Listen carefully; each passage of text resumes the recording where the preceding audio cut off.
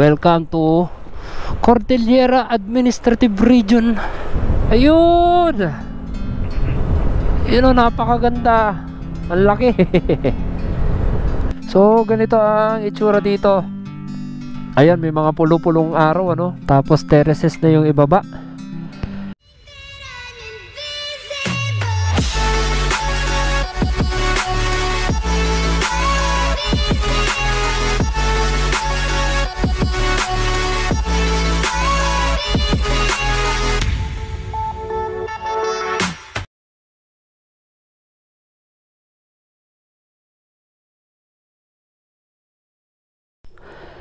Good morning mga ma'am sir, it's your boy Sir Troy. Papanik tayo ng Baguio ngayon. At ngayon yung ating pinakaumpisa ng Cordillera Level 2. So habang hinihintay natin si IM Jamich, nasa Bulacan pa naman siya, pupunta muna tayo dun sa ating pinaka meeting place. And shoutouts to FKM Motorcycle Philippines for sponsoring this trip. Venture 150 Ultimate for your ultimate adventure. Thank you. Ayan, mahamog na umaga sa lahat. So itong vlog natin na to, ating Cordillera Loop Adventure Tour, para ito sa inyo guys, para may reference kayo in case na sumali kayo or mag-register kayo sa Cordillera Loop Adventure Tour. Ano bang makukuha rito? Ano bang mapapala nyo rito? At the same time, bibigyan ko kayo ng magandang idea na kung kayo ay bibili ng motor or mag-upgrade, ano ba yung pinaka the best? Yung walang sakit sa ulo na bike. Ganyan, matipid na gas, tech loaded, murang presyo. Alam nyo yun, may mga motor kasi nasagad sa presyo pero less pa, hindi pa sagad. Hindi pa sagad sa features and specifications. Ngayon papaliwanag ko sa inyo tungkol sa motor na to ng FKM. So sa nakaraang vlog ko, nag-prepare tayo para sa Cordillera Adventure Tour Level 2. So kinuha natin itong motor na to, in-installan natin ng mga accessories, pati yung mga luggages, and ito na siya ngayon. So yung pagsali sa Cordillera Level 2 is meron po itong registration fee. At kung matatapos nyo naman po ang ruta, lahat, wala naman pong limit ito na kung ilang araw, ganyan.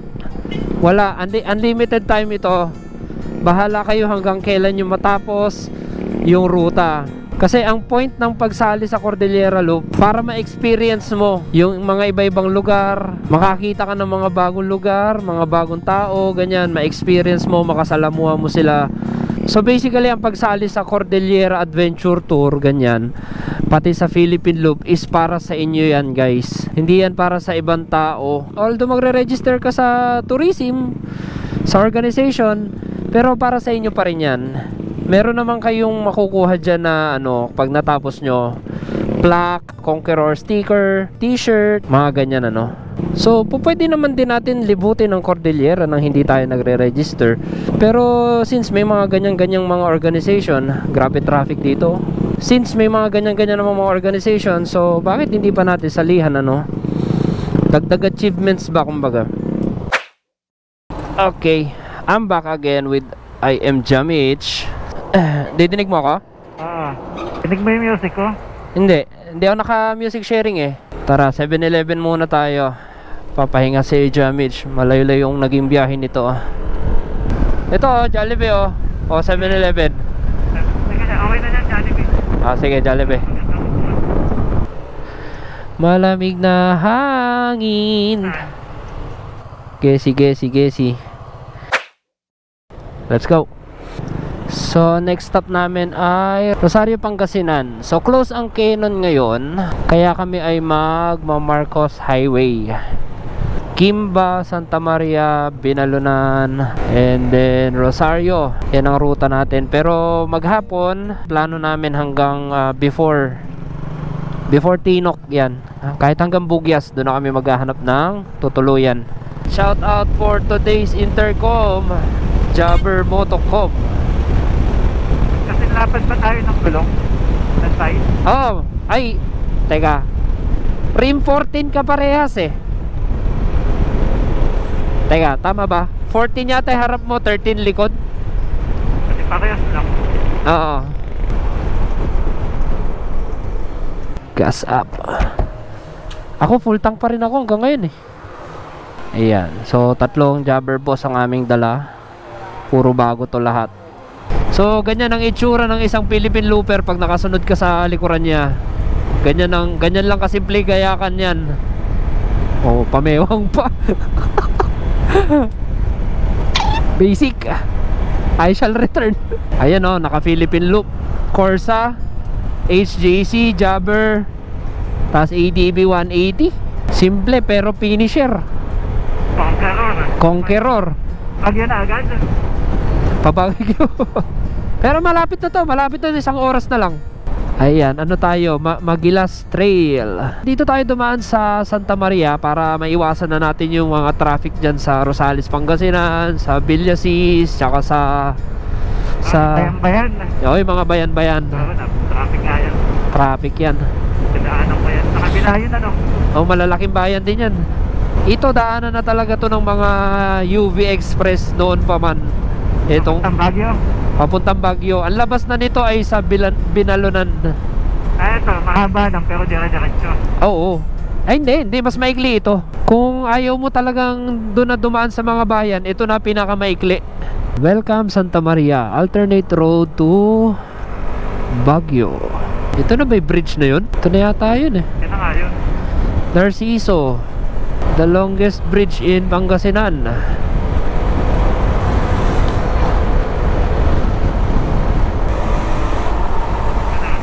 Teka. Wait. Libre. Walang sasakyan. Ako. La. Welcome to Binalunan. Yan lang oh, mga 25 minutes lang mula sa Magilas Trail.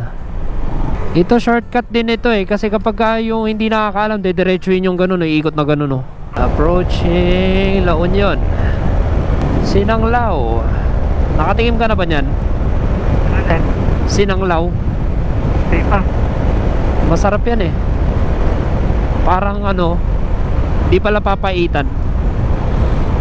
Parang may similarities ganun.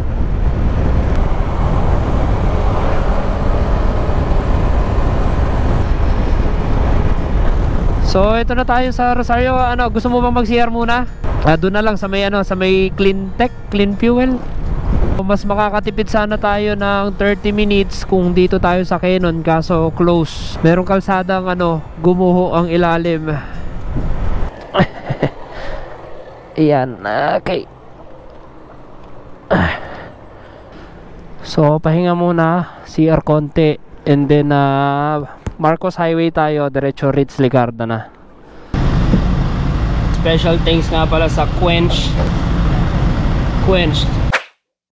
Kenon Road closed. Hindi ko nga sure kung pinapadaanan sa single eh. Gusto ko nga ipagtanong eh. Tanong mo. Pagtanong natin. Baka pwede ako mag-scooter, mga motor. Kasi may mga lokal na taga dyan eh. Alangan namang iikot pa ng ganun. So bumalik kami ni Jamich para magpa-picture lang sa Arco.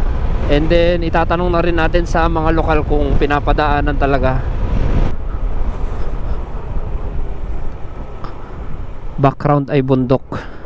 Parang dapat ang kuhaan ng camera ay dun. So tuloy ang Kenon Road. Nagtanong kami pwede daw daanan ng Kenon Road, pero single lang. Welcome to Cordillera Administrative Region, Benguet Province pala muna. Ayun, Ay, sa daan ng ganito kasarap.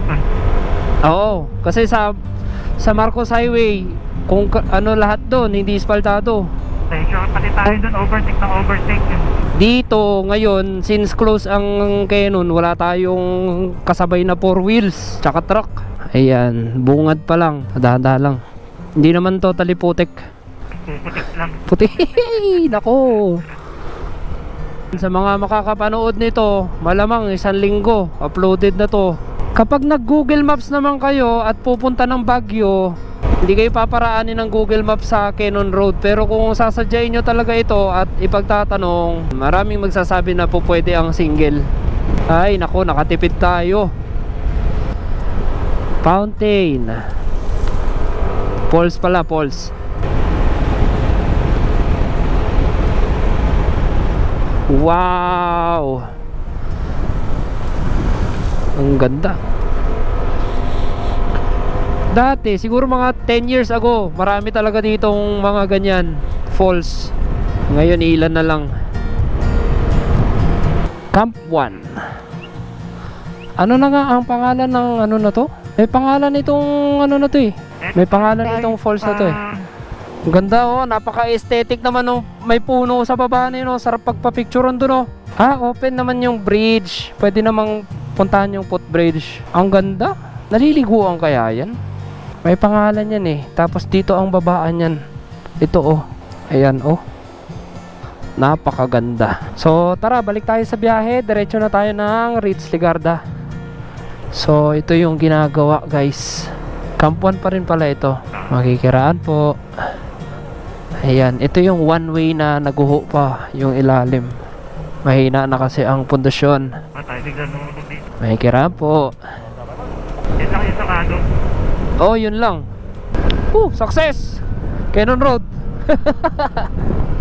Grabe, exclusive pala tayo sa Cannon Road ngayon, no? Parang pinasara para sa atin. First time ito sa buong buhay ko na ano, halos na solo natin ng Cannon. Outer ka, maputik. Basa dito, no? Naulan siguro. Yun, no?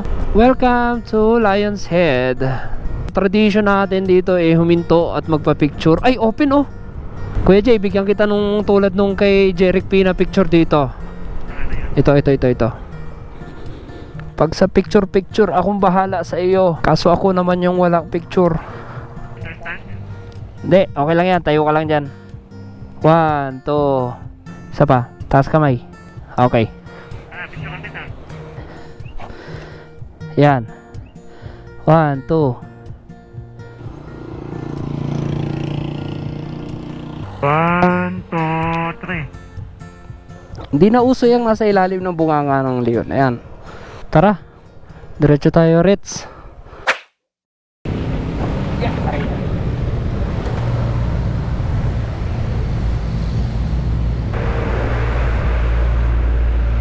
Welcome to Ritz Ligarda. So pag nag-register kayo ng Cordillera, dito nyo kukuhanin yung inyong passport. And passport lang naman yun, ano? Wala pa naman yata shirt yun. So tara, pasok tayo sa loob. Diyan kayo kukuha ng passport. And then fill upan nila yan kung ano yung motor na gagamitin ninyo. And yung ano tawag dito, yung code nyo. So yun yung mga motor namin. Okay, so nakuha na natin yung ating passport. Meron tayong name, yung ating motor, and then yung ating passport number. Ito yung mga checkpoints na kailangan nating daanan, napakadami. Una, starting natin is Ritz. Actually, pwede nyo namang kung anong unahin nyo dyan, kung pwede kayong mag-traverse, or pwede nyo umpisahan dito sa Ritz, ganyan. So may day, and then yung odometer reading kada checkpoint na mapupuntahan nyo. So ganun lang naman kasimple. Every fill up nyo ng information dito, magpipicture kayo doon sa distinguishable landmark ng bawat checkpoint. Pwede munisipyo, yung mga signage, ganyan. After nyo matapos lahat ito, after nyo ma-accomplish, babalik kayo dito sa Ritz, papakita nyo sa kanila or ipopost sa Cordillera Adventure Tour page. And then, yun, pwede nyo na i-claim yung inyong finisher shirt at saka yung plaque. And then, yung sticker pala. So, tara, balik na tayo sa daan. Punta tayo ng Ambuklaw View Deck. Ayan. Daming checkpoint. Diretso na tayo. Tapos na tayo dito sa Ritz. So, ayan, naka-navigation ready na rin tayo. Tingnan nyo to guys, oh. Ang linaw nung camera ni FKM. Kitang-kita yung bayag ni guard. Tumaas yung tire pressure natin, ano. Gawa siguro nung nasa mataas na lugar tayo. 1.90 lang kasi itong harapan ko eh. 1.94 na siya. Tapos simula sa FKM nagkarga tayo na pinull tank natin ito, no. Nakarating pa siya ng Baguio, and then meron pa siyang natitirang 115 kilometers bago tayo ma-empty. Sobrang safe na nito. Yung ADB 180 ni Kuya Jay nasa 10 liters eh. Sobrang safe na nitong mga motor na to sa pagka-empty. Kasi tingin ko dito sa Cordillera Loop mga every 50 kilometers siguro or every 30 merong gasolinahan. So yan, maraming salamat sa FKM Philippines, FKM Motorcycle Philippines, Jobber Motocom for sponsoring this trip Cordillera Level 2. Medyo mabangis-bangis to kasi 8,700 plus na curves ito. Sarap ng panahon. Walang araw, tapos malamig. Baga patay sindi lang yung araw, kagaya nyan. Ulap lang yun, tumatakip sa kanya eh. Oo, tawid-tawid lang ang ulap. Manipis lang yung ulap. You know, shoutouts to Imprint Customs. Ganda ng jacket natin dito. So itong dinadaanan natin guys, recommend ni Google Maps. Ano to, Benguet Nueva Vizcaya Road. Dadaan ito ng Amboklaw Dam. Actually ang labas nito ay Aritao. Pero merong isang alternate na daan dito pabugyas kung kayo ay papanik ng Sagada or Mountain Province. Petron. Ay bukas. Papagas na ako. Ayun. Yeah. 50 full tank. Mabante pala siya, kaya pala. Ganyan, pag walang bracket, medyo malikot ang mga saddlebag. Second gas natin is 459. Kahapon, ganyan lang din yung pakarga ko. Palit tayo jobber. Yan ang mainam pagka tatlo yung dalang jobber. Palit-palit lang, walang hintuan. Pinas man to kayo? Utong inagulat ako. Pininaan ako. So may natagpuan kaming kainan dito. Welcome, we are open. Hanhart. May nabasa kasi ako kanina yun, special chicken inasal, crispy beef, pork pares, papaitan. Oh wow, ang ganda naman dito. Order lang tayo. Pagkain natin ngayon, lunch. Ang tawag daw dito ay mix. Para siyang tuwalya ng baka, tapos isaw. Ayan, and then meron siyang sibuyas at bawang. And then si Idol Jamage natin, Philippine Looper. Yan ang mga pagkain, bulalo.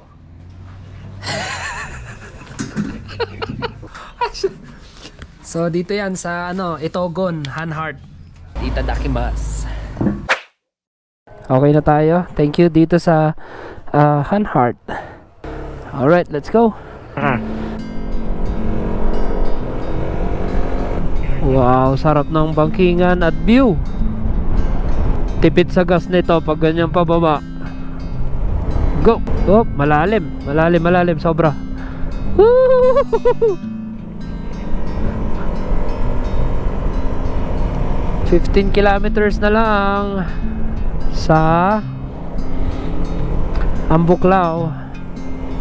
Matagal lang naman ito kasi maraming banking, pero kung unat ito, mga yung 45 kilometers na hanggang mula Baguio, baka 20 minutes lang yun. Okay.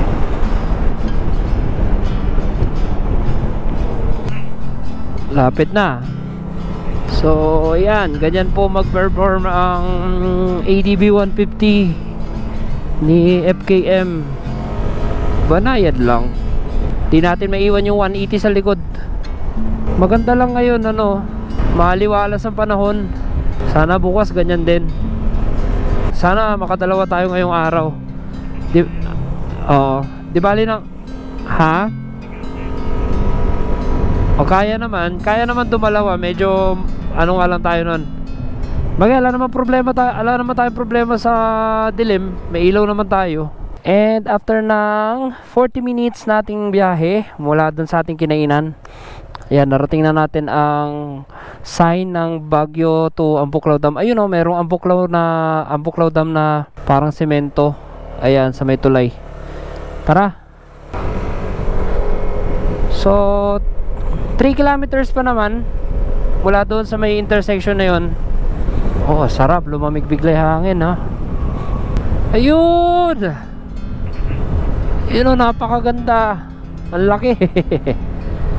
Nagpapawala ng tubig ngayon o, nagbabawas.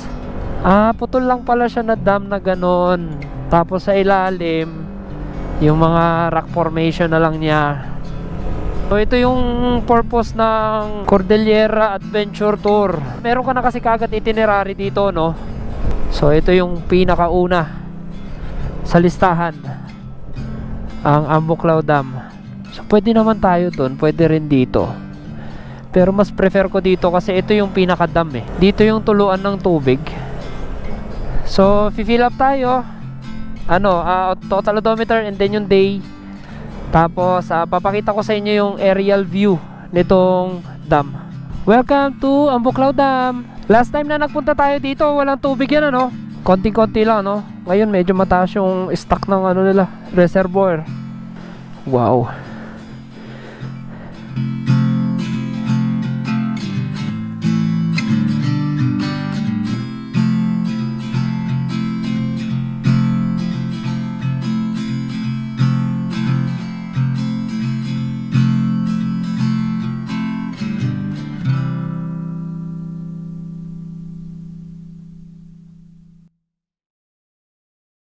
Alright, first checkpoint, Ambuclao Dam, 5,722. Okay, so balik tayo sa daan. Alright guys, tapos na tayo dito. First checkpoint, Ambuclao Dam. At maganda naman yung ating pakakuha ng drone. maliwalas, maaraw. Oo, ganda. Tapos Isan ako ng konti. Tapos may naagos-agos na tubig sa dam mismo. Last year walang umaagos dyan eh. Tuyot, konti lang. Ahon na tayo dito. Oy, medyo ahonan. Last year ganito din itong kalsada na to. Basic. Talaga pag mataas ang displacement, ang bali wala. Oo, tapos naka dual sport tire. Yung torque, wala man lang dulas. Alright, going to Tinok. Enjoy lang sa bangkingan. Oo nga eh, very impressive din si Venture 150. Maganda rito sa 150 Ultimate guys, may idling stop na to, may traction control, both ABS, malaking TFT panel, naka dashcam. So sa dashcam naman natin downloadable naman yan. Madali lang i-connect yung sa app, sa Roadcam app. Doon nyo lahat pwede i-download. At wala kang taka sa jowa mo at misis mo rito sa bike na to kasi may GPS ito. 2 kilometers hanggang makarating tayo sa Bocod, Kabayan, Bugyas Road. So dati diretso tayo pag Aritao, pero dahil tayo ay pupunta na ang Bugyas, dito tayo Kabayan, Bugyas. Ang lugar na to ay Bocod, Benguet. Benguet pa rin ito. Gaganda ng mga daan dito, espaltado. Tapos hindi bugbog ng hindi bugbog ng truck. First time pala natin dito. Meron pa silang gym, laki ng gym. Bali first time pala naming dumaan dito sa na to, sa road na to. Pero in fairness espaltado ang kalsada rito. Walang butas-butas, walang biyak-biyak. Ayan, dito basa pero parang kakatapos lang ng malakas na saboy ng ulan. Pero sobrang lamig talaga. Sige, libre. Teka pots muna tayo. Lamig. Grabe. So ganito ang itsura dito. Ayan, may mga pulo-pulong araw tapos terraces na yung ibaba. Jaffer Mesh activated. Channel. Na tayo sa lamig. Clear? Clear yung audio? Clear ka. Ayan, medyo warm na nung magkapote tayo. So ayan guys, ganyan nyo talaga supposedly naririnig or dapat marinig si I Am Jamage. Buti na lang tapos na yung ulan nung tayo ay dumaan. Yung ilog dun Oh, kitang-kita ilog ba yun? Oh, ilog. Bakit parang pataas? Oh. Kaya nga Nakakalulang. ang lalim. Pataas nga naman talaga. Pag nandito ako na sa tulay. Alula ako. Ako nga rin eh. 30 kilometers to Bugyas. Sa intersection nito papunta na ang Kiangan Road. Dito guys, sa daan ng ano na to, kabayan na to, merong jump off itong ano na to, yan Mount Pulag. Papanik sa taas. Ito yung kabilang dulo no, ng Mount Pulag. Yung isa kasi doon sa Tinok. Doon yung isang jump off. Ganda ng terraces doon, no? Tapos may fall sa likod.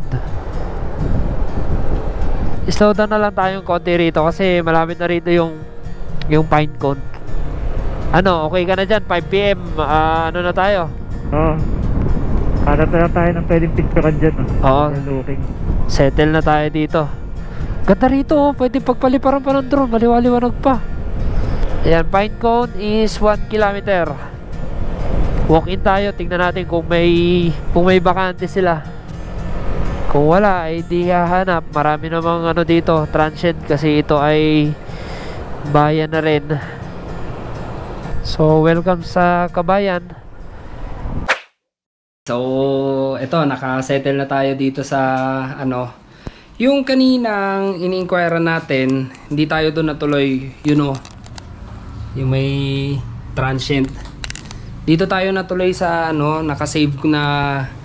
Actually nakasave kasi ito talaga sa Google Maps ko. So ito yung tinatawag na Pinecone Lodge and Restaurant. So dito lang yan sa may Kabayan. Ito kasi mga 30 kilometers pa yan pa Bugyas. So dito walang pagkain pero merong CR. Tapos okay din, maluwag yung tutulugan.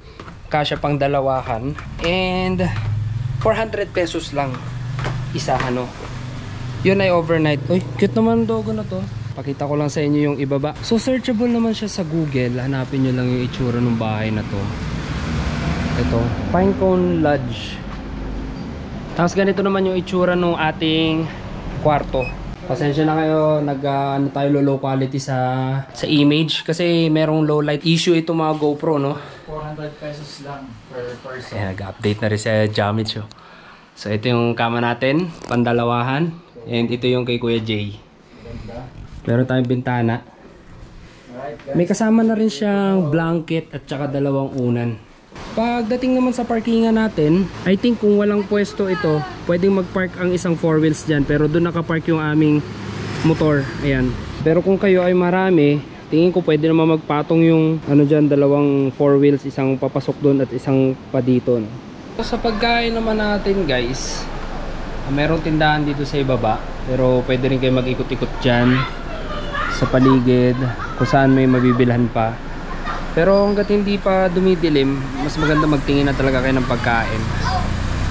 So I think this is for ano, today's video. I think yun lang ang ano natin ngayon, ng araw. So hindi natin na-reach yung Tinok ngayon. Almost 12 hours. Ayan, halos 12 hours na nagda-drive si Kuya Jay. And mas maganda nang makapahinga talaga. Kasi kung pupuntahan pa namin yung Tinok ngayon, wala rin kaming makikitang maganda doon. Dahil madilim na kami dadating doon. So mas maganda na settle na lang kami dito sa mas malapit. Since doon din naman ang ruta namin bukas. And ride safe sa inyo and see you tomorrow.